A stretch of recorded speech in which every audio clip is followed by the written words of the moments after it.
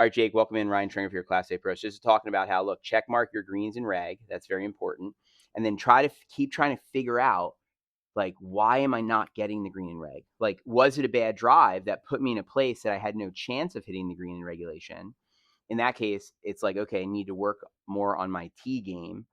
If you were actually in a position where you should have been able to get to the green, I would say that would be within 180 yards. You should be able to hit the green in regulation fairly consistently, or within 165 yards, even you could argue, if like depending on handicap level. And then you're not. Then it's like, okay, well, why not? Is it bad contact, not taking a divot? Is it the start line is bad? Is it the start line and the contact were fine, but this ball is curving like sideways? What is the reason? Because if we can keep figuring that out, that's how we're going to be able to get your score to drop. Are you with me? Okay. Why do you think that you were missing the greens? Definitely on the front. Like I was just not really too much lack of control, putting myself in bad positions, hitting a Mm-hmm. couple balls out. Mm-hmm. So just taking those drops there. So off the tee. Yeah, I would Then say. okay. Then when you were in position off the tee, what was the tendency from there? Uh, I again maybe just like with new clubs, like my yardages were probably just off a little Mm-hmm. bit. Like I was missing like just short of the green, or Mm-hmm. I was going a little bit long with bad contact. I would like hit one thin and just Mm-hmm. kind of Thin it over the green. yeah, I thin it got over you. the green. Uh-huh. But I mean, Online though. yeah, yeah. So you think from the fairway you were able to get the ball online at the green, but it was the depth control. Yeah, it definitely wasn't like I wasn't drawing the ball. I was having to accommodate for like my slice and just I was playing that. How much of a slice was it?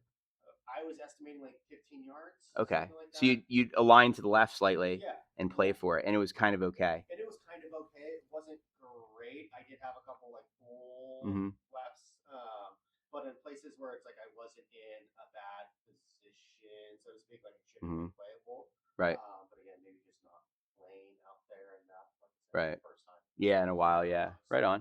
I think it was a win though. Okay, let's see you're up to here. Let's see what's going on here today. So let me go over here. Let's check it out. Oh yeah, look at your balance. You're gaining on it. Look at this. So remember, we like going across this way and then down toward the heel. So that's cool. You are going to your heel early. Are you hitting off the toe? Does that make the toe contact, or where are you hitting it? Yeah. So if this was if it was maybe that one or this one, because what happens is if you go heel side too early, you can potentially get slightly thin or on the toe. But let's look at another trace. Let's see if that's a tendency. Yeah, that's a theme. Let's see. Oh, see, now that one I like better. That trace, that might be the one that was the most in the center because it goes across longer and then down. Are you with me? And then the first one was looks like you went too far back again slightly. So um, basically, this was our best trace. Can we look at this one? I'd like to look at this one and see what you did here. Okay, so we got V's of the grip. That's looking better now. So it's not your grip that's causing the face to stay open. That's a better position. Ball placement's good. Foot position looks good. Okay. Then from here, let's put some lines up on the screen.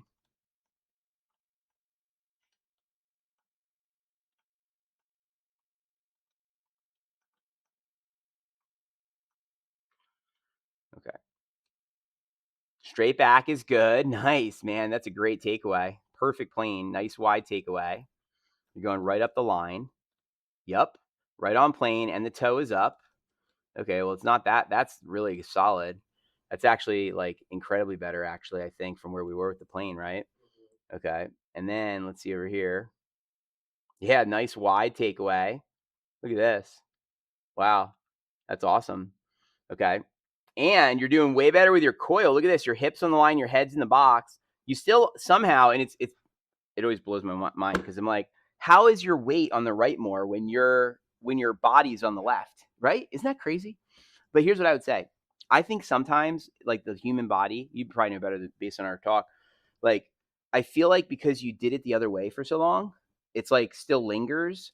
Yeah. Like, because there's no way that if you keep coiling like this, that you're not going to eventually have weight on that foot. I think, you know what I'm saying? Because like, if you're coiling, if I'm counterbalancing and coiling like over here, like this foot's lighter. Like that foot, I have weight on. You know what I'm saying? So it's interesting. You see what I'm saying? See how the pressure says that you're still a little that way. So it's almost like I don't know. it's interesting because I mean, you did put your heel down a little bit.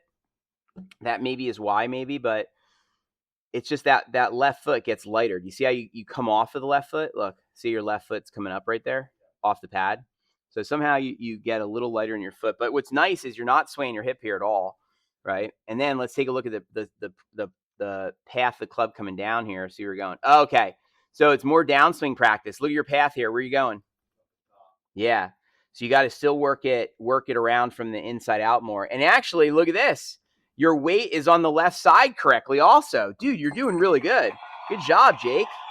Dude, like a lot of this stuff is starting to click. The part that hasn't clicked is the inside out path. You're basically, you have the crescent moon, you've got the coil and the weight shift. Look at this, 77% on the left side.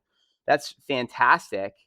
And yeah, this is off the toe because you're slightly to the heel early. Yeah, see how you're on the left heel early, right? So way to see that is if we put like a dot on your nose over here, watch how you move away from the dot. See how you move back? And so that's you go into your heel. And then look, when you look at the contact, where to hit the face. See, so that's where, again, we want to stay on the 1x4, stay on the balance beam until we hit the ball. You get what I'm saying? If I lean off the balance beam early, then I'm going to hit. You see what I'm saying?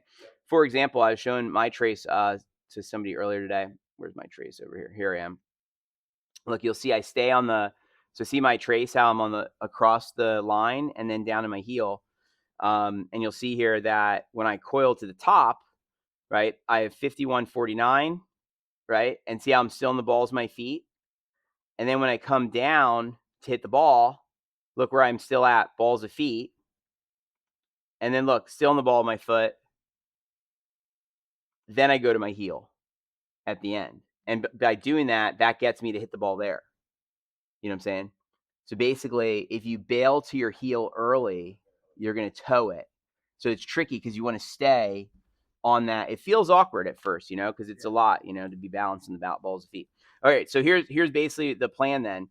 It's the inside out, right? And then balls of feet until contact. Are you with me? And then let's look at the face angle. How'd you do on club face positions here? Any progress? No. Look at the face. You're still not clicking your hand. You got to keep practicing with your clicker. Face angle is still open. So remember, so we got to do the hand. So that's the other piece of the puzzle is the wrist. Okay.